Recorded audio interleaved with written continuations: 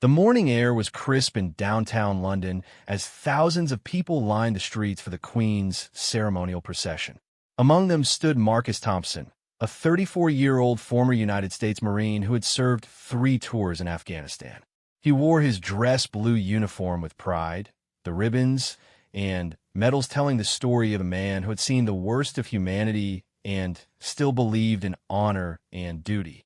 Marcus had traveled to London specifically for this event. After his discharge from the military 2 years earlier, he had struggled to find his place in civilian life. The transition from the structured world of the Marines to the chaos of everyday existence had been difficult. He worked odd jobs, lived in a small apartment in Chicago, and spent most of his free time at the VA hospital volunteering with other veterans who were fighting their own battles with PTSD and adjustment disorders. The idea to come to London had struck him during a particularly dark period. He had been watching the news coverage of the royal family's charitable work with military veterans when he realized that he needed to do something meaningful with his life. The Queen's dedication to honoring service members resonated with him deeply. He had saved every penny for 6 months to afford the trip, sleeping on a friend's couch, and taking extra shifts at the warehouse where he worked loading trucks. Standing in the crowd that morning, Marcus felt something he hadn't experienced in years, a sense of purpose. The pageantry, the tradition, the respect shown for military service. It all reminded him of why he had joined the Marines in the first place. He watched as the ceremonial guards took their positions, their red tunics immaculate, their bearskin hats perfectly positioned, their rifles held with practiced precision. The crowd around him buzzed with excitement. Families with young children pointed at the guards, tourists snapped photos, and elderly veterans nodded with approval at the display of military discipline. Marcus found himself thinking about his grandfather, who had served in World War II and always spoke with reverence about the bonds between Allied forces. His grandfather would have loved to see this moment. As the procession approached, Marcus noticed something that made his blood run cold. One of the royal guards, positioned directly in front of where the Queen's carriage would pass, appeared to be struggling. The man's face was pale beneath his bearskin hat, and Marcus could see beads of sweat forming on his forehead despite the cool morning air. The guard's hands were trembling slightly as he gripped his rifle, and his breathing appeared labored. Marcus's military training kicked in immediately. He recognized the signs of someone in medical distress. Having served as a combat medic in addition to his regular duties, he had seen these symptoms before. The guard was likely experiencing heat exhaustion, dehydration, or possibly something more serious. In the rigid protocol of ceremonial duties, the guard would be expected to remain at his post regardless of his condition. But Marcus could see that the man was on the verge of collapse. The crowd continued to cheer and wave flags, oblivious to the drama unfolding just yards away. Marcus calculated the distance between himself and the guard. The barriers separating the crowd from the ceremonial area were substantial, and several police officers stood watch. Any attempt to cross would likely result in his immediate arrest. But as he watched the guard sway slightly on his feet, Marcus knew that something had to be done. He thought about his training, about the oath he had taken as a Marine to protect others, about the values that had been drilled into him during his years of service. The code he had lived by didn't distinguish between American soldiers and British guards. It simply said that you helped a fellow service member in need, regardless of the consequences to yourself. Marcus began to move through the crowd, excusing himself as he pushed past families and tourists. His destination was clear. He needed to get as close to the guard as possible. He spotted a gap in the barriers about 50 yards down from his original position, where a service gate had been left partially open for emergency access. 2 police officers flanked the opening, but they were focused on scanning the crowd for potential threats, not watching for someone trying to get closer to help. As he moved, Marcus rehearsed what he would say if challenged. He would explain that he was a trained medic, that he could see a fellow service member in distress, and that immediate action was necessary. He hoped that his uniform and obvious military bearing would lend credibility to his words, but He was prepared for the possibility that he would be tackled and arrested before he could explain his intentions. The guard's condition was worsening. Marcus could now see that the man's knees were beginning to buckle, and his grip on his rifle was becoming uncertain. In just a few minutes, the Queen's carriage would reach this exact spot, and if the guard collapsed at that moment, it would create chaos and potentially dangerous situation for everyone involved. Marcus reached the service gate and paused for a moment, gathering his courage. He thought about his fellow Marines who hadn't made it home from Afghanistan, about the promises he had made to their families, about the responsibility he felt to honor their memory by doing the right thing in every situation. This was one of those moments where character was defined not by grand gestures, but by simple acts of human decency. He approached the nearest police officer, a stern-looking man in his 40s who immediately turned to face him with suspicion. Marcus stood at attention and spoke in the crisp, clear tones he had learned in boot camp years earlier. "Officer, I'm United States Marine Marcus Thompson. I have medical training, and I believe that guard over there is experiencing a medical emergency. With your permission, I'd like to assist him before the procession reaches this position." The officer looked Marcus up and down, taking in his uniform, his medals, and his obvious military bearing. For a moment, time seemed to stand still as the officer weighed his options. The protocol was clear. No civilians were allowed beyond the barriers under any circumstances. But something in Marcus's demeanor and the urgency of his words gave the officer pause. "What kind of medical emergency?" the officer asked, his voice skeptical, but not dismissive. "Heat exhaustion, possibly cardiac distress. He's pale, sweating, trembling, and showing signs of imminent collapse. In my experience as a combat medic, he has maybe 2 or 3 minutes before he goes down." The officer glanced toward the guard and immediately saw what Marcus had noticed. The man was indeed in obvious distress, swaying slightly and gripping his rifle with white knuckles. The officer's training told him to maintain the security perimeter at all costs, but his human instincts recognized that a medical emergency took precedence over protocol. "You're certain about your medical assessment?" the officer asked. "Absolutely certain. I've treated this condition dozens of times in combat situations. If we don't act now, he's going to collapse, possibly injuring himself and creating a security situation right as the Queen arrives." The officer made his decision. "Go, quickly and quietly.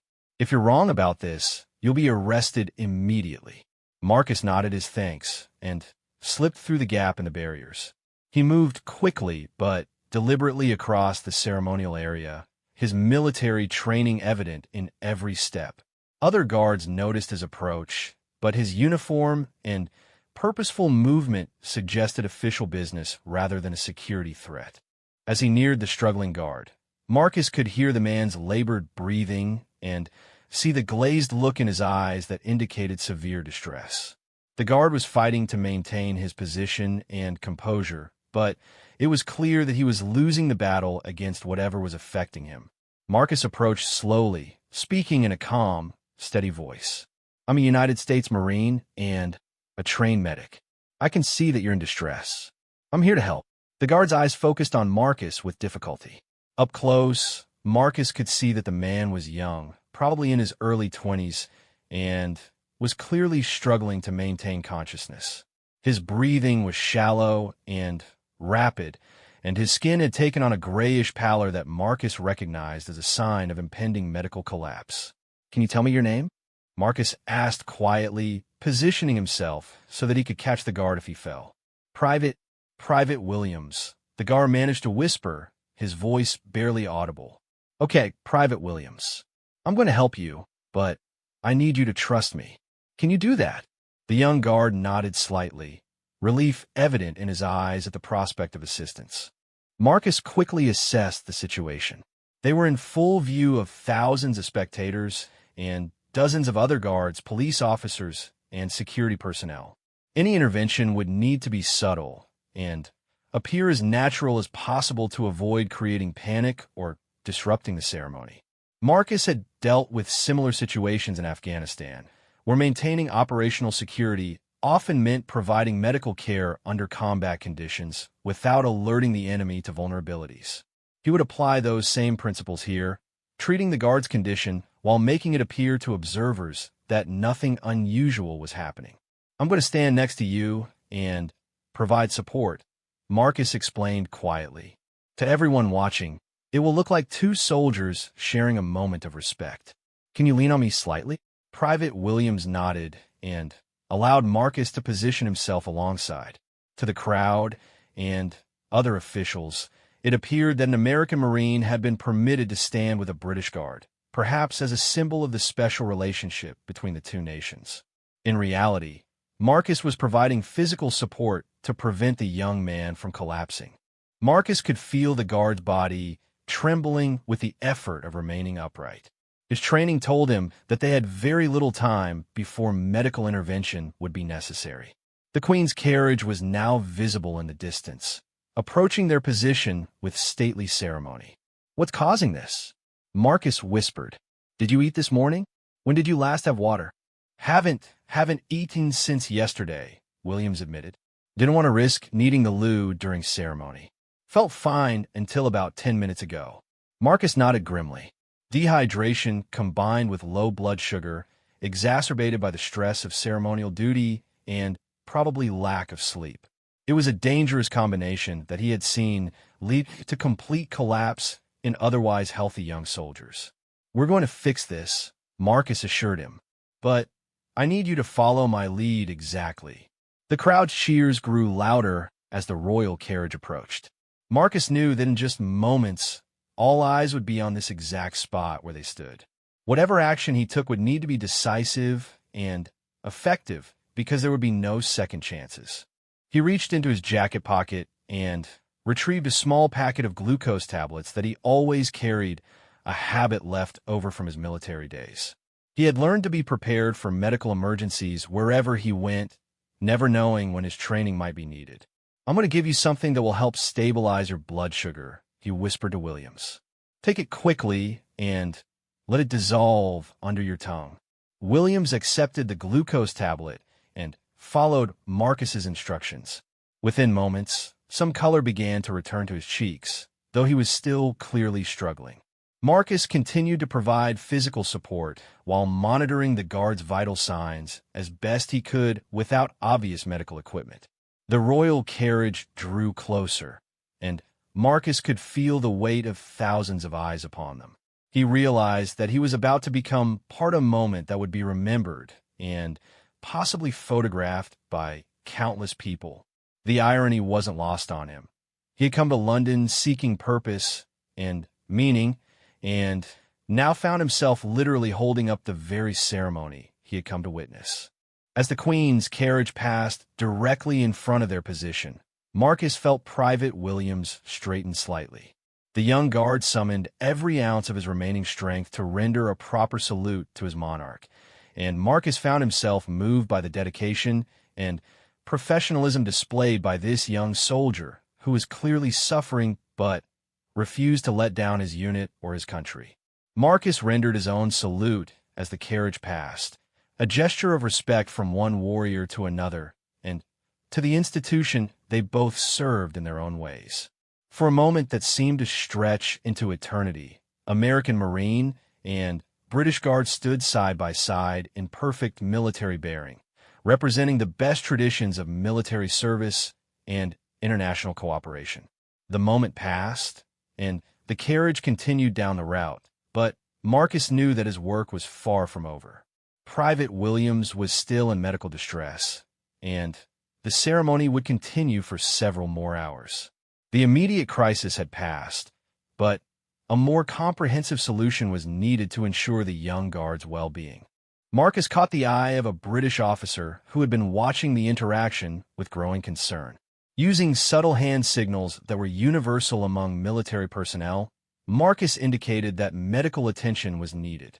The officer nodded in understanding and began to make discreet arrangements for Williams to be relieved of his post without creating a visible disruption to the ceremony. As help arrived in the form of a British medic who appeared to be part of the ceremonial staff, Marcus prepared to step back and returned to his position in the crowd. His intervention had been successful. Private Williams was stable and would receive proper medical care. The ceremony had proceeded without interruption, and no one in the crowd seemed aware that a medical emergency had just been averted through the quick thinking and decisive action of a visiting American Marine. But as Marcus began to move away from his position, he noticed something that made him pause. Several other guards along the ceremonial route appeared to be showing similar signs of distress. The combination of early morning start times, extended periods of standing at attention, warm uniforms, and the stress of performing in front of massive crowds was taking its toll on multiple personnel. Marcus faced a decision that would define not just this day, but his understanding of his own role and responsibilities as a veteran and as a human being. He could return to the crowd, satisfied that he had helped one soldier and fulfilled his basic duty to assist a fellow service member. Or he could recognize that his unique position, as someone with medical training who was dressed in a way that allowed him access to areas where civilians couldn't go, gave him an opportunity to help others who might need assistance. The choice, when he really thought about it, wasn't a choice at all. Marcus Thompson had not traveled across an ocean to do the minimum required. He had come seeking purpose and meaning, and now purpose and meaning were presenting themselves in the form of young soldiers who needed his help. His grandfather would have understood. His fallen comrades would have expected nothing less. Marcus began to move along the ceremonial route, using his military bearing and the apparent official approval of his presence to position himself where he could monitor the condition of other guards. What had begun as a simple act of assistance was evolving into something larger, a mission that would test not only his medical skills and his courage, but his understanding of what it truly meant to serve others. Marcus moved with purpose along the ceremonial route, his trained eye scanning each guard position for signs of medical distress. What he discovered alarmed him more than he had expected. At least 4 other guards showed varying degrees of the same symptoms that had nearly felled Private Williams. The problem was systemic, not isolated. The British officer who had witnessed his intervention with Williams approached him discreetly. Captain James Ashworth was a veteran of the Household Division with 15 years of experience in ceremonial duties. His weathered face showed both concern and grudging respect for the American Marine who had potentially saved his ceremony from disaster. "Marine Thompson, isn't it?" Ashworth said quietly, falling in a step beside Marcus. "That was well done with Williams. But I'm seeing the same look in your eyes that I saw before you helped him. What else have you spotted?" Marcus appreciated the direct approach. "With respect, Captain, you've got at least 4 more guards showing signs of heat exhaustion and hypoglycemia. The guard third from the left at position 7 is swaying. The man at position 12 has that glassy-eyed look that comes right before collapse. And the guard near the memorial looks like he's fighting to stay conscious." Captain Ashworth's jaw tightened. This was exactly the kind of situation that could turn a perfect ceremonial day into a public relations nightmare. These men have trained for months for this duty. They're supposed to be able to handle it. "Training doesn't overcome physiology," Marcus replied matter-of-factly. "In Afghanistan, we learned that even our best soldiers could be taken down by dehydration and low blood sugar if the conditions were right. Early morning start, probably didn't eat properly, nervous energy burning through their glucose reserves, standing at rigid attention for hours. It's a perfect storm." The captain studied Marcus carefully. "You're suggesting we have a more widespread problem than one guard having an off day. I'm suggesting you have a medical situation that's going to get worse as the ceremony continues. The question is whether we address it proactively or wait for guards to start dropping during the most visible parts of the procession." Captain Ashworth faced an impossible situation. Protocol demanded that guards maintain their positions regardless of personal discomfort. The ceremony was being broadcast live to millions of people around the world, and any visible disruption could be seen as a failure of British military discipline. Yet he couldn't ignore the assessment of a trained medic who had already proven his expertise by preventing one collapse. "What would you recommend?" Ashworth asked, the words clearly difficult for him to say. Marcus had been thinking about this exact question as he surveyed the guards. Discreet medical support. I can move between positions under the guise of paying respects at various points along the route. Most people will assume I'm part of some kind of exchange program or special recognition. I can assess each guard, provide immediate stabilization if needed, and signal you if anyone needs to be relieved. You're volunteering to serve as an unofficial medic for the entire ceremonial route. I'm volunteering to help fellow soldiers who need assistance. The politics and protocols are your department. Ashworth made a decision that would later be studied in military leadership courses around the world.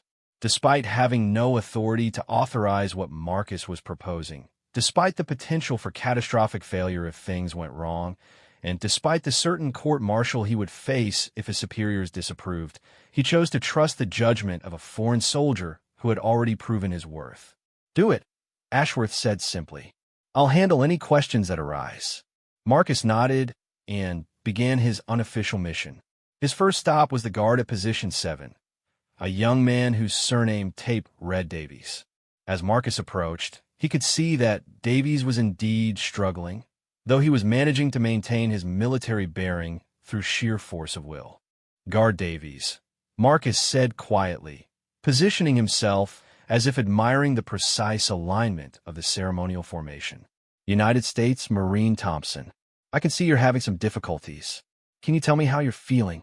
Davies's eyes flickered toward Marcus briefly before returning to their forward gaze. Speaking without moving his lips in the manner that guards were trained to use during ceremonies, Davies whispered, "Dizzy, sir. Stomach cramping. Haven't eaten since yesterday afternoon." Marcus recognized the symptoms immediately. "I'm going to give you something to help. Don't react, just let it dissolve under your tongue when I pass it to you." Moving with the fluid motion of someone accustomed to operating under observation, Marcus passed another glucose tablet to Davies while appearing to adjust something on his own uniform. To any observer, it would have looked like two soldiers sharing a moment of mutual respect and recognition. "That should help within a few minutes," Marcus whispered.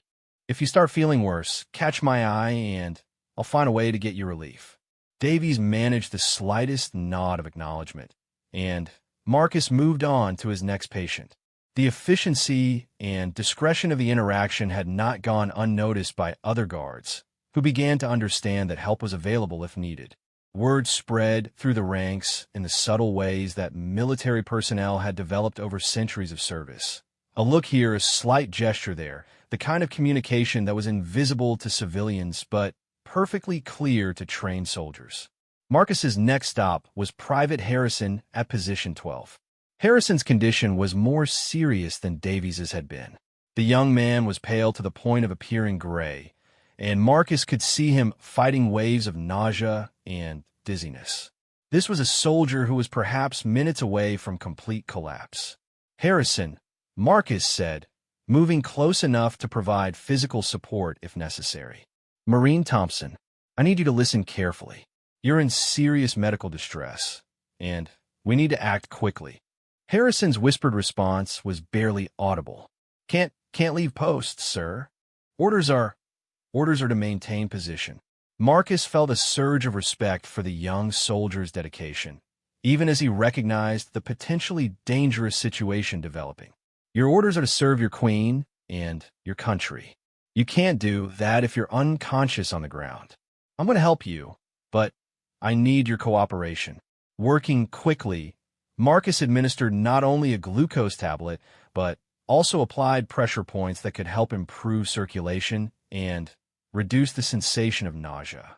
These were techniques he had learned in advanced combat medicine training, designed to provide relief in situations where traditional medical equipment wasn't available. "This is going to help, but you need more than I can provide out here," Marcus told Harrison. "I'm going to signal for you to be relieved, and you're going to accept that relief gracefully." "Understood." Harrison wanted to protest, but the relief he was already feeling from Marcus's intervention convinced him to trust the American medic's judgment. "Understood, sir." Marcus caught Captain Ashworth's eye and made a discreet hand signal indicating that immediate relief was needed at position 12. Ashworth nodded, and began the process of arranging for Harrison to be replaced without creating visible disruption to the ceremony. As Marcus continued his rounds, he began to understand the broader context of what was happening. These weren't simply individual cases of soldiers having bad days. The entire ceremonial system was pushing human physiology to its limits, and the dedication and professionalism of the guards was actually working against them by preventing them from acknowledging their physical limitations. His next encounter would prove to be the most challenging yet. Near the war memorial, Corporal James Mitchell stood at rigid attention despite clearly being in severe distress. Mitchell was older than the other guards, probably in his late 20s, and his experience was evident in the way he managed to maintain perfect military bearing even while suffering. But Marcus could see signs that indicated Mitchell's condition was potentially life-threatening. The corporal's breathing was shallow and irregular, suggesting possible cardiac involvement. His hands showed a slight tremor that could indicate severe hypoglycemia or other metabolic disturbances. Most concerning, Marcus noticed that Mitchell's pupils were dilated and seemed to be having difficulty tracking movement properly. This was beyond the scope of heat exhaustion or simple dehydration. This was a soldier who needed immediate medical attention, not just glucose tablets and encouragement. Yet Mitchell's position was one of the most visible on the entire route, directly in front of the war memorial where the Queen would pause for a moment of silence to honor fallen soldiers. Marcus approached with more urgency than he had shown with the previous guards. "Corporal Mitchell, I'm Marine Thompson, trained medic. I need to assess your condition immediately." Mitchell's response confirmed Marcus's worst fears. "Sir, having chest pains, sir. Vision is blurry. Feel like I might." Before Mitchell could finish his sentence, Marcus saw the telltale signs of impending collapse. The corporal's knees began to buckle, and his grip on his rifle became uncertain. In seconds, he would fall, potentially injuring himself and creating exactly the kind of incident that everyone had been trying to avoid. Marcus made a split-second decision that would later be debated in military circles for years. Instead of attempting to support Mitchell discreetly, he stepped directly in front of the corporal and caught him in what appeared to be a formal military embrace. To observers, it looked like a spontaneous moment of international military brotherhood, an American Marine honoring a British soldier at the war memorial. In reality, Marcus was preventing Mitchell from collapsing while simultaneously assessing his medical condition through touch and observation. Mitchell's pulse was rapid and irregular, his breathing was labored, and his skin was cold and clammy. These were signs of a serious medical emergency that required immediate professional intervention. "Stay with me, Corporal," Marcus whispered urgently. "I've got you. Help is coming." The crowd around the memorial began to take notice of what they perceived as a touching moment between Allied soldiers. Cameras started flashing, and murmurs of approval rippled through the spectators.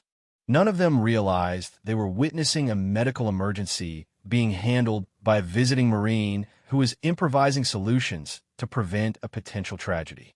Captain Ashworth appeared at Marcus's shoulder with remarkable speed. One look at Mitchell's condition told him everything he needed to know. "Medical emergency?" he asked quietly. "Serious one," Marcus confirmed. "He needs a hospital, not just a glucose tablet. Can you stabilize him until we can get an ambulance?"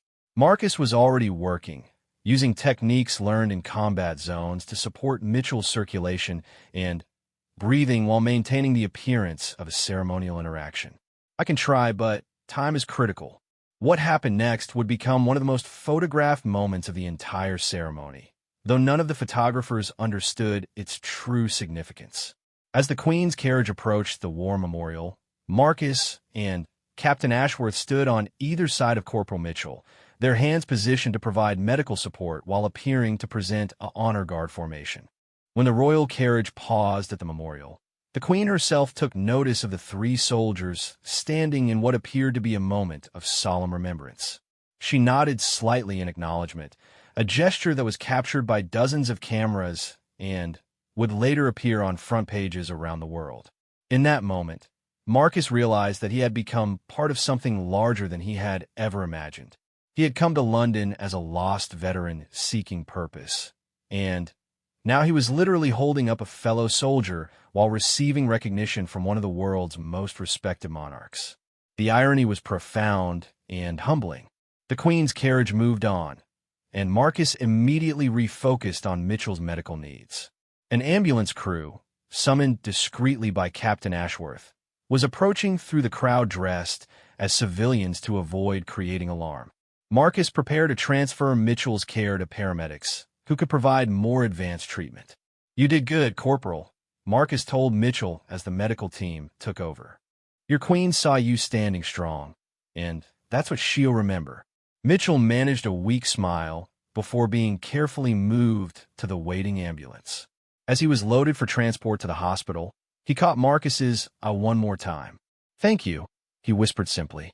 Marcus watched the ambulance disappear into London traffic, then turned back to Captain Ashworth. The ceremony was still ongoing, and there were still guards along the route who might need assistance. "How many more positions do we need to check?" Marcus asked. Ashworth looked at the American Marine with something approaching awe. "You're not finished?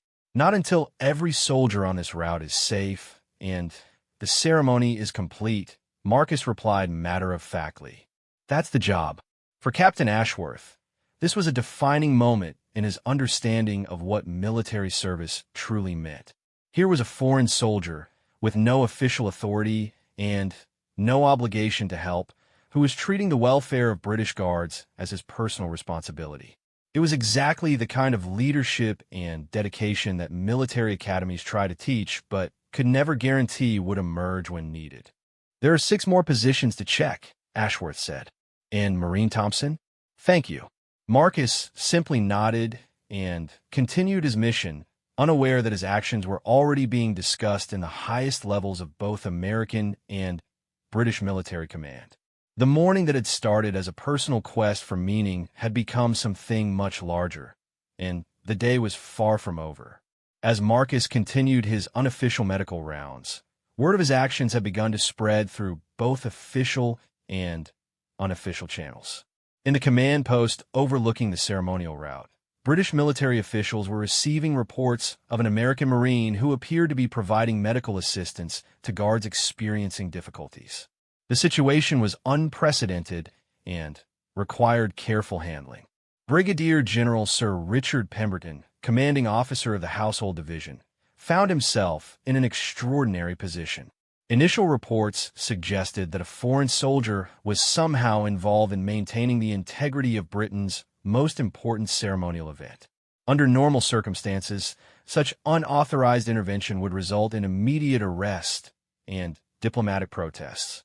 But the reports also indicated that this intervention was preventing medical emergencies that could have disrupted the ceremony and potentially endangered lives.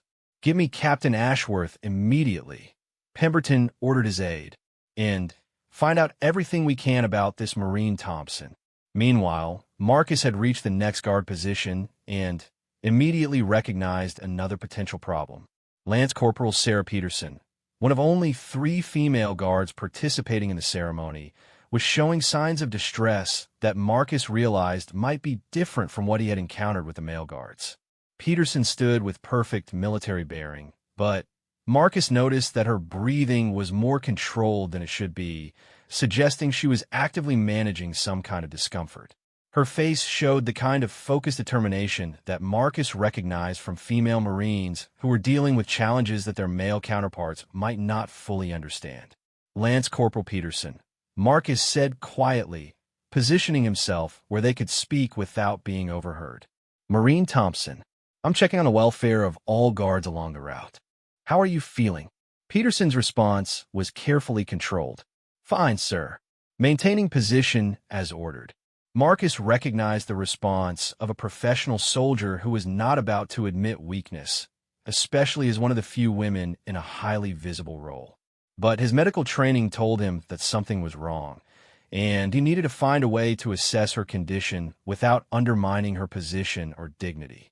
"Lance Corporal, I've been providing medical assistance to several guards today who are experiencing physiological challenges related to the ceremony conditions. I'm not asking about your dedication or professionalism. I'm asking about your physical status as assessed by a trained medic. The rephrasing allowed Peterson to respond honestly without feeling like she was admitting failure. Sir, I'm experiencing some cramping and nausea. It started about an hour ago and has been getting progressively worse. Marcus nodded. When did you last eat? And have you been able to stay hydrated this morning? Yesterday evening, sir. I didn't want to risk any bathroom needs during the ceremony. I've had minimal water since 0500. The situation was similar to what Marcus had encountered with the other guards, but he suspected there might be additional factors at play. Female soldiers often faced physiological challenges that were poorly understood or inadequately addressed in military medicine, particularly in high-stress ceremonial situations. I'm going to give you something that should help with the immediate symptoms, Marcus told her, providing a glucose tablet. But I want you to know that if you need relief, it's available. There's no shame in accepting medical assistance when it's needed. Peterson accepted the glucose tablet gratefully. Sir, may I ask how many other guards have required assistance today? You're the sixth, Marcus replied honestly. This isn't about individual weakness. It's about the cumulative effects of ceremony conditions on human physiology. Even the best soldiers have physical limitations.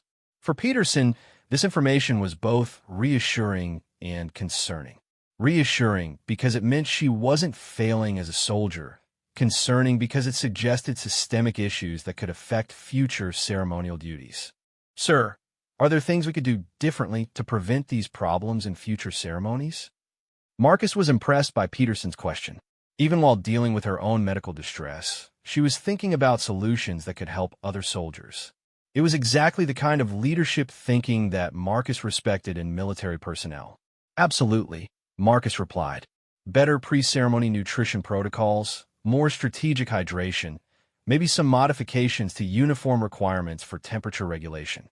But that's a discussion for after we get everyone safely through today. Marcus monitored Peterson for a few more minutes, ensuring that the glucose tablet was providing the intended relief. Unlike some of the male guards, Peterson seemed to respond quickly to the intervention, and her condition stabilized without requiring more aggressive treatment. As Marcus prepared to move to the next position, Peterson spoke again. Sir, thank you for treating this as a medical issue rather than a personal failure. Not all officers would have approached it that way. Marcus understood exactly what she meant. Military culture, particularly in ceremonial units, often emphasized pushing through discomfort to the point where legitimate medical needs were ignored or stigmatized. It was a mindset that could be useful in combat situations, but potentially dangerous in other contexts. Soldier care is the first responsibility of leadership, Marcus replied. Anyone who tells you different doesn't understand what real military service means. Marcus moved on to his next position, but the conversation with Peterson had given him new insights into the broader issues affecting the guards. This wasn't just about individual soldiers having bad days. It was about systemic problems in how ceremonial duties were planned and executed. His next encounter would prove to be perhaps the most challenging of the day, not because of medical complexity, but because of the political and cultural sensitivities involved. Guard Position 15 was occupied by Private Raj Patel, a British soldier of Indian heritage whose family had immigrated to the UK 2 generations earlier. Patel's dedication to his ceremonial duties was absolute, but Marcus could see that he was struggling with something beyond typical heat exhaustion. Private Patel, Marcus said, approaching with his usual discreet professionalism. Marine Thompson, conducting welfare checks. How are you managing? Patel's response immediately told Marcus that this situation was different. Sir, I'm experiencing some difficulty, but I'm concerned about what might happen if I acknowledge it. Marcus understood immediately. For soldiers from minority backgrounds, admitting any kind of weakness or need for assistance could be complicated by concerns about being perceived as less capable or dedicated than their peers. It was a dynamic that Marcus had observed in the U.S. military as well. Private, I'm a medic, not an officer making fitness reports. Whatever you tell me is about keeping you safe and healthy, not about evaluating your performance as a soldier. Patel seemed to relax slightly. Sir, I've been feeling dizzy and nauseous for the past hour. I think it might be related to not eating properly, but I'm also worried because my family has a history of diabetes, and these symptoms remind me of stories my grandfather told about blood sugar problems. This was exactly the kind of medical complexity that Marcus was trained to handle.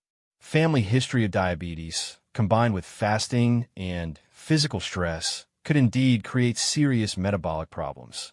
But it was also the kind of situation where Patel's cultural background might make him reluctant to seek help. Private, medical conditions don't discriminate based on background, and neither does good medical care, Marcus said firmly. If you have a family history of diabetes, then what you're experiencing could be serious, and we need to address it immediately. Marcus conducted a more thorough assessment of Patel's condition, checking his pulse, observing his breathing, and asking about specific symptoms. The results confirmed his suspicions. Patel was experiencing significant hypoglycemia that could potentially progress to more serious metabolic complications. We need to get you some help, Marcus told Patel. This isn't something that can be managed with just glucose tablets. Sir, if I leave my position, what will people think? What will my family think when they see the ceremony on television and notice I'm not there? Marcus understood the cultural pressures that Patel was feeling, but he also understood that medical emergencies took precedence over ceremonial concerns. Private, your family will be proud that you served with honor and received proper care when you needed it. Anyone who would think less of you for accepting medical treatment doesn't understand what military service really means. Marcus signaled Captain Ashworth, who appeared quickly at his side. When Marcus explained Patel's condition and family medical history, Ashworth immediately understood the potential seriousness of the situation. We need to get him to a medic station, Ashworth said. Agreed, but we also need to handle this in a way that respects his concerns about public perception. Ashworth nodded. Private Patel, you're being selected for special ceremonial duties that require you to report to the command station. Your replacement will take your position, and your service today will be noted in official reports. It was a diplomatic solution that allowed Patel to leave his position without appearing to abandon his duties. As medical personnel took over Patel's care, Marcus felt a profound sense of satisfaction. He had not only prevented a potential medical emergency, but had done so in a way that respected the dignity and concerns of a young soldier who was navigating complex cultural and professional pressures. The incident with Patel had taken longer than Marcus's previous interventions, and he realized that the ceremony was entering its final phases. The Queen's carriage was approaching the conclusion of its route, and the guard would soon be standing down from their ceremonial duties. But Marcus had 3 more positions to check, and he was determined to complete his unofficial mission. His next encounter was with Corporal Michael O'Brien, an Irish soldier whose steady demeanor suggested experience and professionalism. O'Brien appeared to be managing his ceremonial duties without obvious distress, but Marcus had learned not to make assumptions based on appearances alone. Corporal O'Brien, Marcus said. Marine Thompson, final welfare checks before ceremony conclusion. O'Brien's response was characteristic of an experienced soldier. Appreciated, Marine. I'm managing well, but I wanted to say that what you've done today for the lads has been noticed and respected. Marcus was surprised by the comment. Word has spread among the guards. Military communication networks work the same everywhere, O'Brien replied with a slight smile. The boys know that an American Marine has been taking care of them today. It means more than you might realize. For Marcus, this was an unexpected validation of his actions. He had been focused on individual medical situations, but he was learning that his interventions had created a broader impact on morale and mutual respect among the ceremonial units. Just doing what any soldier would do for fellow service members, Marcus replied. No, O'Brien said firmly. What you've done today goes beyond normal expectations. You've shown what real military brotherhood looks like. As Marcus prepared to check the final 2 guard positions, He reflected on the unexpected turn his day had taken. He had come to London as a struggling veteran seeking purpose and meaning in his life. Now he found himself part of a British ceremonial tradition, recognized by guards and officers alike as someone who embodied the best values of military service. The penultimate guard position was occupied by Private David Thompson, no relation to Marcus, but the shared surname created an immediate connection. Thompson was young, probably fresh out of training, and was managing his ceremonial duties with the kind of nervous energy that Marcus remembered from his own early days in the Marines. Private Thompson, Marcus said with a slight smile. Marine Thompson, how are you holding up? Sir, I'm doing fine. Nervous, but fine. Is it true that you're an American Marine who's been helping our guards today? Marcus nodded, just providing assistance where it was needed.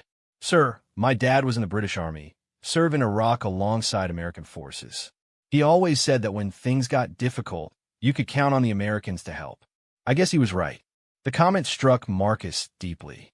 He thought about the international connections forged in combat zones, about the bond between allies that transcended national boundaries, and about the responsibility that came with wearing a uniform, any uniform, that represented the values of freedom and democracy.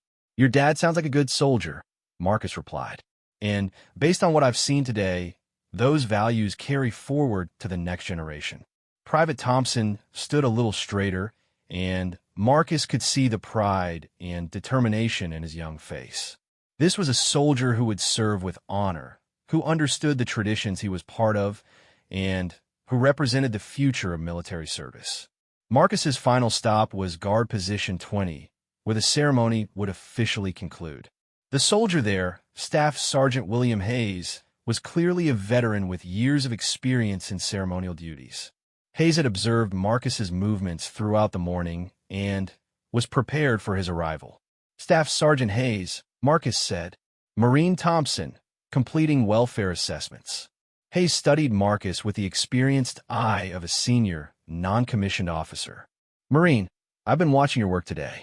What you've accomplished here goes well beyond normal expectations. Just helping fellow soldiers, Staff Sergeant. No, what you've done is demonstrate real leadership under unusual circumstances.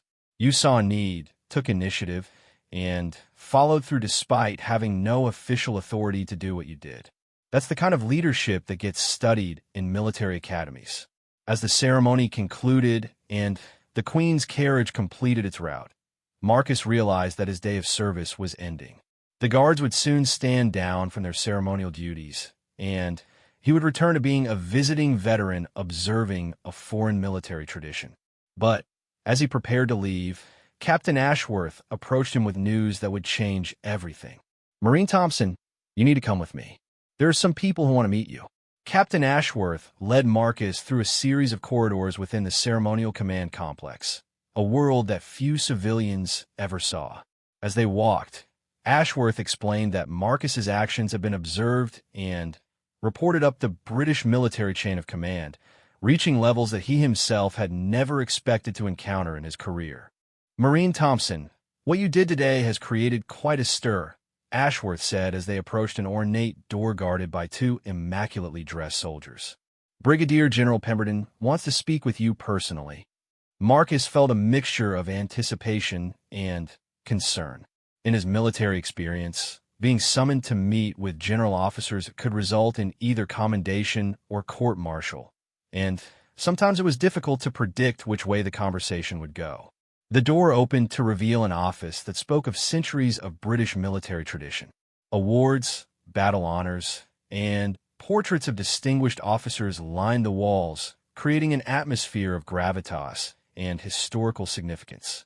Behind a massive oak desk sat Brigadier General Sir Richard Pemberton, a man whose bearing immediately conveyed both authority and intelligence. Marine Thompson, General Pemberton said, rising from his chair, please have a seat. Captain Ashworth, you may remain. Marcus took his seat and waited for the general to speak. In situations like this, he had learned that listening was more important than talking. Marine Thompson, I've received detailed reports about your actions during today's ceremony. What I'm struggling to understand is why an American soldier, with no official role in our proceedings, took it upon himself to provide medical assistance to British guards. Marcus considered his response carefully. Sir, I saw fellow soldiers in medical distress, and I had the training to help them. The nationality of the uniforms didn't seem relevant to the situation. General Pemberton studied Marcus for a long moment. That's an interesting perspective. In your view, military service creates obligations that transcend national boundaries. Yes, sir. When I took the oath as a Marine, I swore to uphold certain values. Those values don't stop applying just because I'm in a foreign country. The general nodded slowly. Captain Ashworth tells me that you potentially prevented multiple medical emergencies today, including at least one that could have been life-threatening. Is it your assessment as well? Marcus thought about Corporal Mitchell, whose cardiac symptoms had required immediate intervention. Sir, I believe that's accurate. Without medical intervention, several guards would likely have collapsed during the ceremony, possibly resulting in injuries and certainly creating disruptions to the proceedings. And you took these actions despite having no authority to intervene, no official status within our command structure, and no guarantee that your help would be welcomed? Yes, sir. General Pemberton leaned back in his chair. Marine Thompson, in 30 years of military service, I have rarely encountered such a clear example of leadership in action. What you did today embodies the best traditions of military service. Marcus was surprised by the general's words. Sir, I was just doing what any soldier would do in the same situation. No, Marine.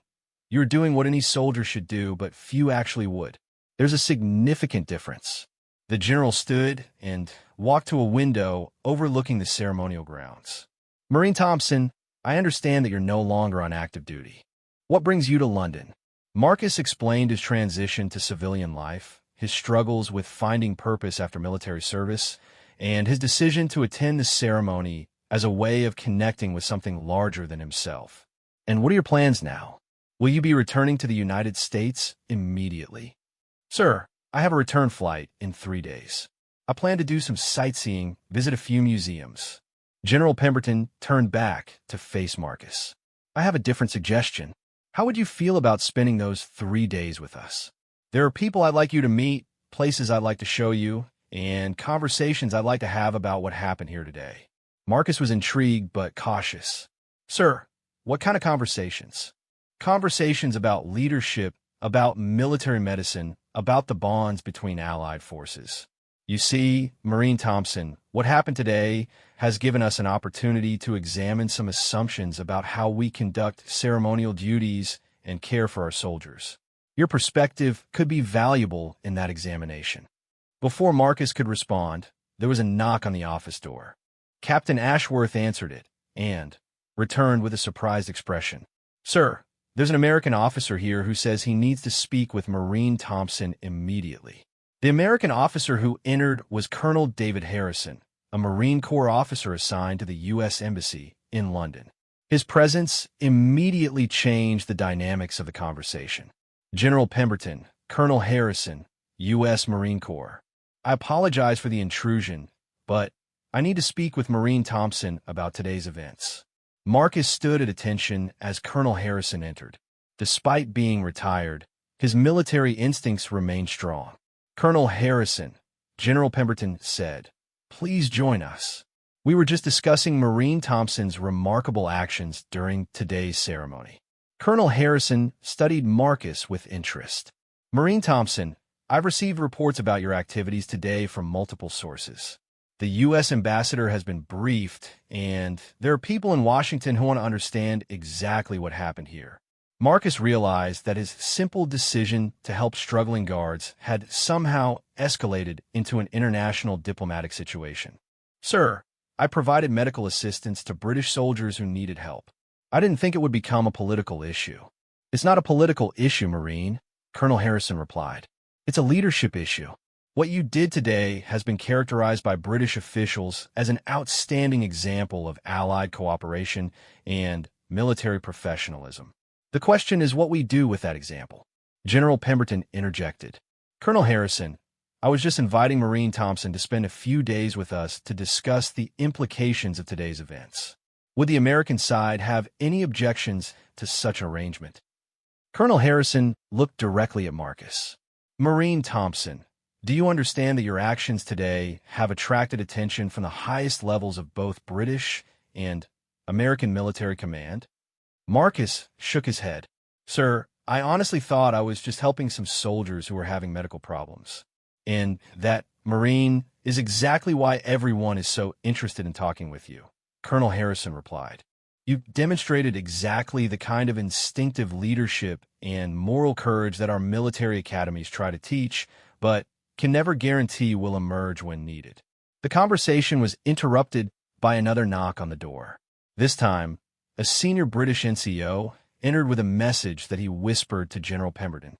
The general's eyebrows rose as he read the note. Gentlemen, it seems that today's events have attracted even more attention than we realized. Marine Thompson, the Queen herself has been briefed about what happened today. She specifically remembers seeing you at the War Memorial and has requested information about the American Marine who was providing assistance to her guards. Marcus felt overwhelmed. Sir, this is getting much bigger than anything I intended. Marine Thompson, General Pemberton said gently, sometimes the most significant actions are taken by people who aren't trying to be significant. You acted according to your principles and training, and those actions have resonated with people at the highest levels of government and military command. Colonel Harrison added, Marine, you have an opportunity here to be part of something important. The relationship between American and British forces has been strengthened by what you did today, and there are lessons to be learned that could benefit both our military services. Marcus thought about his grandfather, about the values that had led him to join the Marines, about his struggles to find meaning in civilian life. Perhaps this unexpected opportunity was exactly what he had been looking for without knowing it. Sir, what would be expected of me during these conversations? General Pemberton smiled. Honesty, Marine Thompson. We want to understand how you assess the situations you encountered, what training and experience prepared you for those assessments, and how we might apply those insights to improve the welfare of our own soldiers. There's also another aspect to this, Colonel Harrison added. Your actions today have created interest in your background and experience. There are opportunities in both military and civilian sectors for someone with your combination of medical training, leadership experience, and demonstrated judgment under pressure. Marcus realized that his decision to help struggling British guards had opened doors that he hadn't even known existed.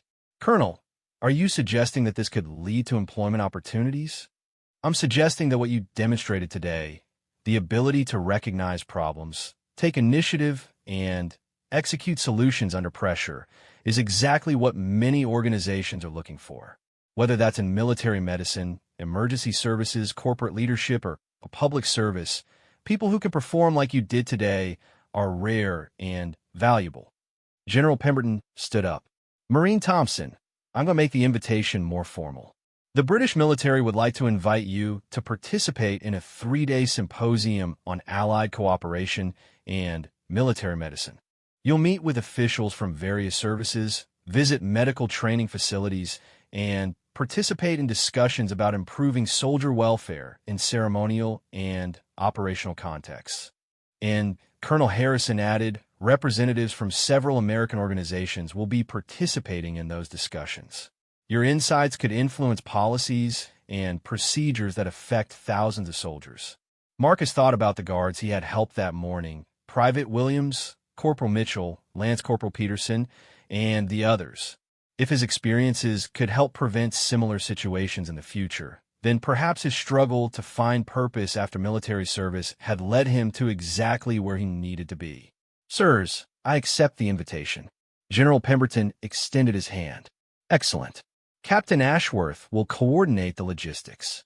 You'll be staying as a guest of the British military, and we'll ensure that your experiences over the next 3 days are both educational and productive. As the meeting concluded, Marcus reflected on the extraordinary turn his day had taken. He had awakened that morning as a struggling veteran attending a ceremonial event as a tourist. Now he was being invited to participate in high-level discussions about military policy and Allied cooperation. But More importantly, he had found something that had been missing from his life since leaving the Marines, a sense of purpose and the knowledge that his skills and experience could still make a difference in the lives of other soldiers. As Captain Ashworth led him out of the general's office, Marcus thought about the phone calls he would need to make to his employer, to his landlord, to the few friends who had supported him through his difficult transition to civilian life. They would be amazed by the story he had to tell. But before making those calls, there was something else Marcus wanted to do. He asked Captain Ashworth if it would be possible to visit the guards he had helped that morning, to check on their condition, and to let them know that their welfare continued to matter to someone. "Marine Thompson," Ashworth replied. "I think that's exactly what they would want to hear." Captain Ashworth led Marcus through a series of corridors within the ceremonial command complex, a world that few civilians ever saw. As they walked, Ashworth explained that Marcus's actions had been observed and reported up the British military chain of command, reaching levels that he himself had never expected to encounter in his career. "Marine Thompson, what you did today has created quite a stir," Ashworth said as they approached an ornate door guarded by two immaculately dressed soldiers. "Brigadier General Pemberton wants to speak with you personally." Marcus felt a mixture of anticipation and concern. In his military experience, being summoned to meet with general officers could result in either commendation or court-martial, and sometimes it was difficult to predict which way the conversation would go. The door opened to reveal an office that spoke of centuries of British military tradition. Awards, battle honors, and portraits of distinguished officers lined the walls, creating an atmosphere of gravitas and historical significance. Behind a massive oak desk sat Brigadier General Sir Richard Pemberton, a man whose bearing immediately conveyed both authority and intelligence. "Marine Thompson," General Pemberton said, rising from his chair. "Please have a seat. Captain Ashworth, you may remain." Marcus took his seat and waited for the general to speak. In situations like this, he had learned that listening was more important than talking. "Marine Thompson, I've received detailed reports about your actions during today's ceremony. What I'm struggling to understand is why an American soldier, with no official role in our proceedings, took it upon himself to provide medical assistance to British guards." Marcus considered his response carefully. "Sir, I saw fellow soldiers in medical distress, and I had the training to help them. The nationality of the uniforms didn't seem relevant to the situation." General Pemberton studied Marcus for a long moment. "That's an interesting perspective. In your view, military service creates obligations that transcend national boundaries." "Yes, sir. When I took the oath as a Marine, I swore to uphold certain values. Those values don't stop applying just because I'm in a foreign country." The general nodded slowly. "Captain Ashworth tells me that you potentially prevented multiple medical emergencies today, including at least one that could have been life-threatening. Is it your assessment as well?" Marcus thought about Corporal Mitchell, whose cardiac symptoms had required immediate intervention. "Sir, I believe that's accurate. Without medical intervention, several guards would likely have collapsed during the ceremony, possibly resulting in injuries and certainly creating disruptions to the proceedings. And you took these actions despite having no authority to intervene, no official status within our command structure, and no guarantee that your help would be welcomed?" "Yes, sir." General Pemberton leaned back in his chair. "Marine Thompson, in 30 years of military service, I have rarely encountered such a clear example of leadership in action. What you did today embodies the best traditions of military service." Marcus was surprised by the general's words. "Sir, I was just doing what any soldier would do in the same situation." "No, Marine, you were doing what any soldier should do, but few actually would. There's a significant difference." The general stood and walked to a window overlooking the ceremonial grounds. "Marine Thompson, I understand that you're no longer on active duty. What brings you to London?" Marcus explained his transition to civilian life, his struggles with finding purpose after military service, and his decision to attend the ceremony as a way of connecting with something larger than himself. "And what are your plans now? Will you be returning to the United States immediately?" "Sir, I have a return flight in 3 days. I plan to do some sightseeing, visit a few museums. General Pemberton turned back to face Marcus. I have a different suggestion. How would you feel about spending those 3 days with us? There are people I'd like you to meet, places I'd like to show you, and conversations I'd like to have about what happened here today. Marcus was intrigued, but cautious. Sir, what kind of conversations? Conversations about leadership, about military medicine, about the bonds between allied forces. You see, Marine Thompson, what happened today has given us an opportunity to examine some assumptions about how we conduct ceremonial duties and care for our soldiers. Your perspective could be valuable in that examination. Before Marcus could respond, there was a knock on the office door. Captain Ashworth answered it and returned with a surprised expression. Sir, there's an American officer here who says he needs to speak with Marine Thompson immediately. The American officer who entered was Colonel David Harrison, a Marine Corps officer assigned to the U.S. Embassy in London. His presence immediately changed the dynamics of the conversation. General Pemberton, Colonel Harrison, U.S. Marine Corps. I apologize for the intrusion, but I need to speak with Marine Thompson about today's events. Marcus stood at attention as Colonel Harrison entered. Despite being retired, his military instincts remained strong.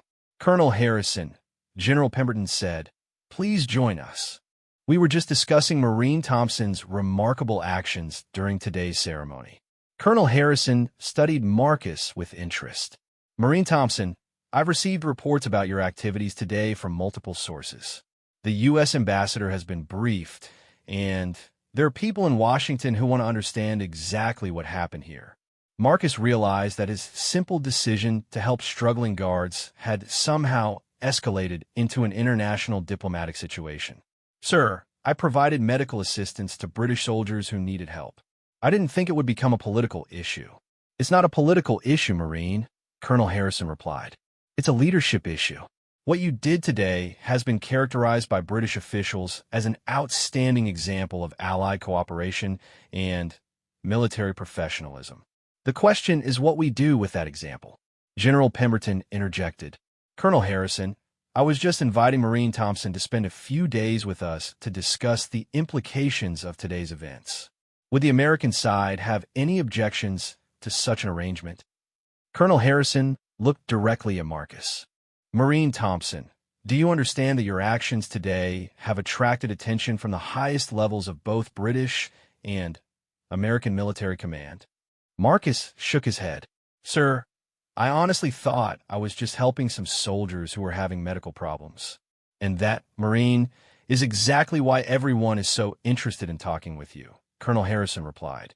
"You demonstrated exactly the kind of instinctive leadership and moral courage that our military academies try to teach, but can never guarantee will emerge when needed." The conversation was interrupted by another knock on the door.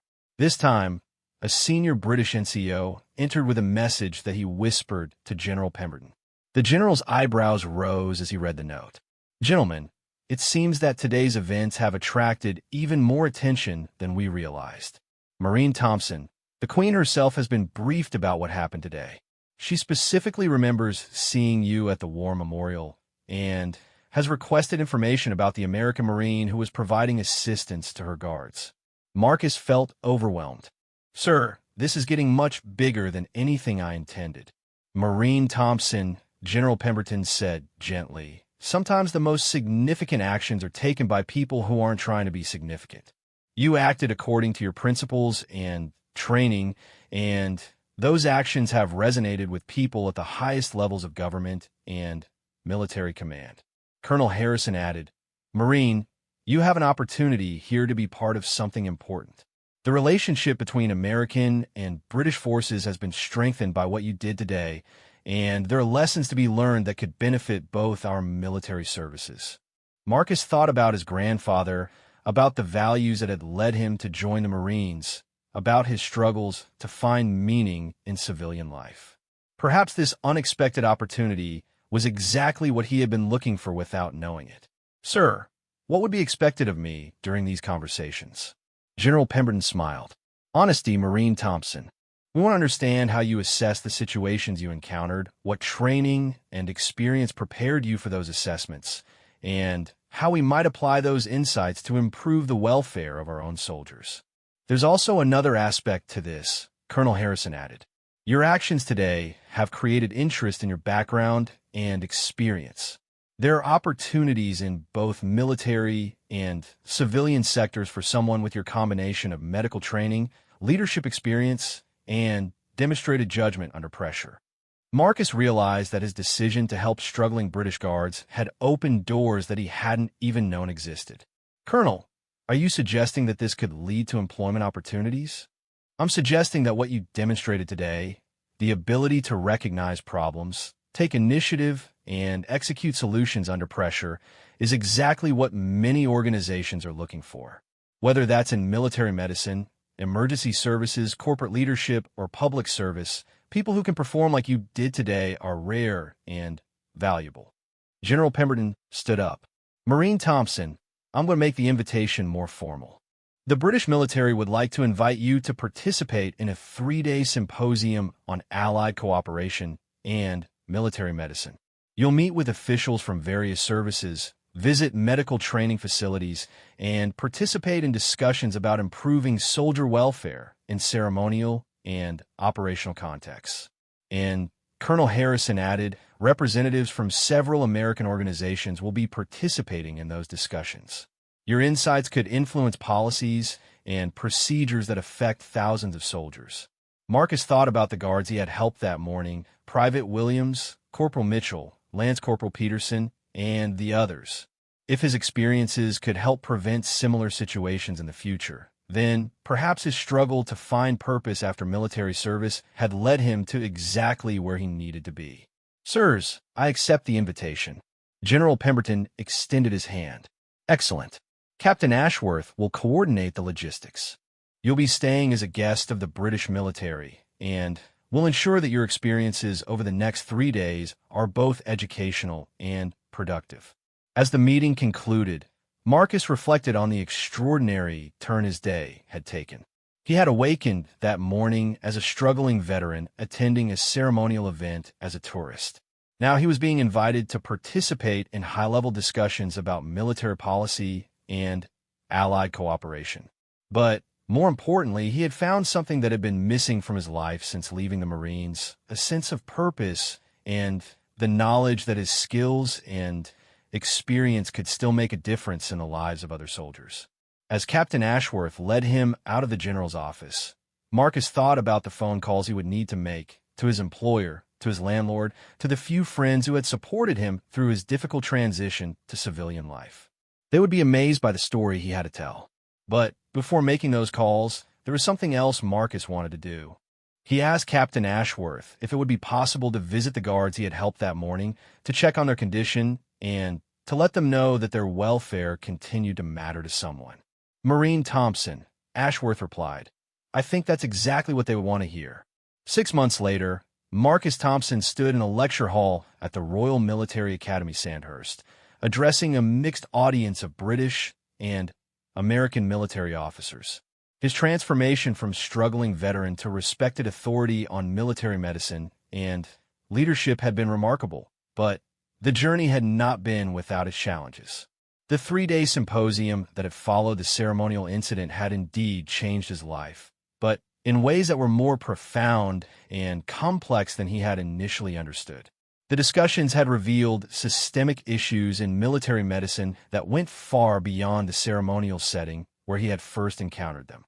The morning I helped those guards, Marcus told his audience, I thought I was dealing with isolated incidents of heat exhaustion and low blood sugar. What I learned over the following weeks was that I had stumbled onto problems that affect military personnel in many different contexts. The symposium had brought together medical officers, operational commanders, and policy experts from both nations to examine the broader implications of what had happened during the ceremony. Marcus's firsthand experience had provided a unique perspective that complemented the theoretical knowledge of the other participants. Dr. Sarah Mitchell, Chief Medical Officer for the British Army, had been particularly interested in Marcus's assessment techniques and his ability to rapidly diagnose and treat multiple patients under challenging conditions. She had offered him a position as a consultant in a new program designed to improve military medical training and emergency response procedures. What made your intervention so effective, Dr. Mitchell had told him during the symposium wasn't just your medical knowledge, but your understanding of military culture and your ability to provide care while respecting the dignity and professional responsibilities of the soldiers you were helping. Colonel Harrison had also followed through on his hints about career opportunities. The U.S. military had offered Marcus a chance to return to active duty as a medical specialist with a focus on Allied cooperation and joint training programs. But Marcus had ultimately chosen a different path that would allow him to work with both military and civilian organizations while maintaining his independence. The decision had not been easy. Returning to active duty would have provided the structure and clear sense of purpose that he had missed since his discharge. But the conversations during the symposium had convinced him that he could have more impact by working at the intersection of military and civilian medicine, helping to bridge gaps between different approaches to emergency care and leadership training. Marcus had accepted a position with the International Institute for Military Medicine, a multinational organization that developed training programs and policy recommendations for Allied forces.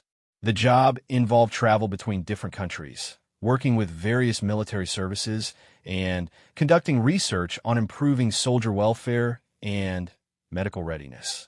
The work had taken him to military bases and medical facilities across Europe and North America. He had observed training programs, participated in emergency response exercises, and interviewed hundreds of military medical personnel about their experiences and challenges. One of his most significant projects had been developing new protocols for ceremonial duty medical support, based on the lessons learned from his experiences in London. The protocols had been adopted by several Allied nations and had already prevented numerous medical emergencies during high-profile events. But the professional success had come with personal costs. The constant travel made it difficult to maintain relationships and establish roots in any one community. Marcus found himself living out of hotels and temporary accommodations, always preparing for the next assignment, never quite settling into a normal civilian routine. The isolation was familiar in some ways. It reminded him of the loneliness he had experienced during his difficult transition after leaving the Marines. But it was also different because now his isolation came with purpose and recognition rather than unemployment and uncertainty. Standing before the Sandhurst audience, Marcus reflected on the journey that had brought him to this point. The guards I helped that day taught me something important about leadership, he told them. Real leadership isn't about having authority or official status. It's about recognizing when action is needed and being willing to take responsibility for the consequences of that action. In the audience, several of the guards from that morning's ceremony were present. Private Williams, now promoted to Lance Corporal, had recovered completely from his medical incident and had become an advocate for improved nutrition and hydration protocols in ceremonial units. Corporal Mitchell had required extensive cardiac treatment, but had returned to duty and now served as a medical liaison for his regiment. Lance Corporal Peterson had used her experience to develop new guidelines for female soldiers participating in extended ceremonial duties, addressing the unique physiological challenges that women faced in these roles. Her work had been recognized at the highest levels of the British military and had influenced policy changes across multiple services. After Marcus's presentation, the guards approached him to renew their acquaintance and to thank him again for his assistance. But the conversation that followed surprised Marcus with its depth and complexity. "Sir," Williams said, "what happened that day changed more than just our immediate medical conditions. It changed how we think about taking care of each other and accepting help when we need it." Peterson added, "Before that day, I think many of us saw asking for help as a sign of weakness. What you showed us was that providing help and accepting help are both parts of professional military service." Mitchell, whose cardiac episode had been the most serious of the medical emergencies, had perhaps been affected most profoundly. "Sir, I've been thinking about what would have happened if you hadn't been there that morning. I probably would have collapsed, possibly seriously injured myself, and definitely created chaos during the ceremony. But the more I think about it, the more I realized that the real problem wasn't my medical condition. It was a system that didn't have proper safeguards in place to prevent situations like that from occurring. Marcus nodded. That's exactly what the policy changes we've developed are designed to address. The goal isn't to prevent all medical emergencies. That's impossible. The goal is to create systems that can respond quickly and effectively when problems do arise. The conversation was interrupted by Captain Ashworth, who had been promoted to major and now served as a senior instructor at Sandhurst. Marine Thompson, there's someone here who wants to meet you. The someone turned out to be General Sir James Parker, Chief of the Defense Staff for the United Kingdom, the highest-ranking officer in the British military. Marcus had known that senior officials would be attending his presentation, but he hadn't expected to meet the head of the entire British Armed Forces. Marine Thompson, General Parker said, extending his hand. I've followed your work over the past 6 months with great interest. What you've accomplished in the field of military medicine and Allied cooperation has been remarkable. Marcus felt the familiar mixture of honor and humility that came with recognition from senior military leaders. Sir, I've been privileged to work with exceptional people on important problems. Indeed, and I understand that you've been offered several positions that would advance your career considerably. What are your plans? Marcus had indeed received several attractive offers in recent weeks. The U.S. Department of Defense wanted him to head a new program on international military medical cooperation. A major university had offered him a research position that would allow him to study and write about military leadership and emergency medicine. Several private companies had approached him about executive positions that would pay far more than his current work. Sir, I'm still considering my options. Each opportunity has advantages, but I want to make sure that whatever I choose allows me to continue making a meaningful contribution to military medicine and soldier welfare. General Parker nodded approvingly. That's the right approach. But I wonder if you've considered all of your options. The general paused before continuing.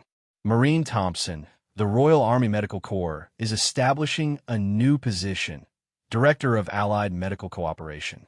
The role would involve working with medical services from allied nations to develop joint training programs, coordinate emergency response procedures, and improve medical support for multinational operations.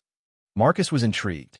Sir, that sounds like important work, but I'm not a British citizen and I'm not currently on active duty with any military service. The citizenship issue can be addressed through existing programs for exceptional foreign nationals who serve British interests. As for military status, the position would be civilian, but with equivalent rank and access to work directly with military medical personnel. The offer was tempting, but Marcus needed to understand the full implications. Sir, what would be expected of someone in that position? Travel to work with allied medical services, development of joint training standards, participation in multinational exercises, and coordination of medical support for NATO and other alliance operations. Based on your work over the past 6 months, you're uniquely qualified for this role. Before Marcus could respond, another familiar voice joined the conversation. Colonel Harrison had flown in from Washington specifically for Marcus's presentation. Marine Thompson, Harrison said, I hope you'll consider the British offer carefully, but I also want you to know that the U.S. side would be very supportive of such an arrangement. Having an American in that position would strengthen our medical cooperation and ensure better coordination during joint operations. Marcus realized that his decision would affect not just his own career, but the broader relationship between allied military medical services. The weight of that responsibility was both humbling and energizing. Sirs, I'm honored by the confidence you're showing in me. What would you need a decision? Take your time, General Parker replied. This is an important decision that should be made carefully. But I will say that the people you helped 6 months ago and the many more you've helped since then demonstrate that you have the judgment and commitment needed for this kind of responsibility. As the conversations concluded and the formal events wound down, Marcus found himself alone with his thoughts for the first time in weeks. He walked through the grounds of Sandhurst, reflecting on the extraordinary chain of events that had begun with his simple decision to help struggling guards during a ceremonial parade. 6 months earlier, he had been a lost veteran struggling to find purpose in civilian life. Now he was being offered the opportunity to shape military medical policy for some of the world's most important armed forces. The transformation was almost too remarkable to believe. But as Marcus thought about the guards he had helped, the medical personnel he had worked with, and the problems he had helped solve, he realized that his journey was really about something more fundamental than career advancement. It was about discovering that the values and skills developed during military service could continue to make a difference long after the uniform was hung up. The next morning, Marcus called General Parker to accept the position. 3 months later, he was working out of offices in London, Bethesda, and Brussels, coordinating medical training programs that would affect thousands of military personnel across multiple nations. A year after the ceremonial incident that had changed his life, Marcus received a letter that would become one of his most treasured possessions. It was from the Queen herself, thanking him for his service to British soldiers and acknowledging the broader impact of his work on Allied military cooperation. The letter concluded with words that perfectly captured what Marcus had learned about service and leadership. True military service extends beyond national boundaries and continues long after the uniform is removed. Your actions remind us that the highest traditions of military honor are carried forward by individuals who choose to serve others regardless of circumstances or recognition. Marcus framed the letter and hung it in his office, where it served as a daily reminder of the morning when he had simply tried to help fellow soldiers in need. That simple decision had led to a career dedicated to ensuring that military personnel around the world received the care and support they deserved. The crowd that had been left speechless by his confrontation with protocol and tradition had witnessed the beginning of something much larger than anyone realized at the time. It had been the start of a new approach to military medicine and international cooperation, driven by the simple principle that soldiers take care of soldiers, regardless of the flags on their uniforms.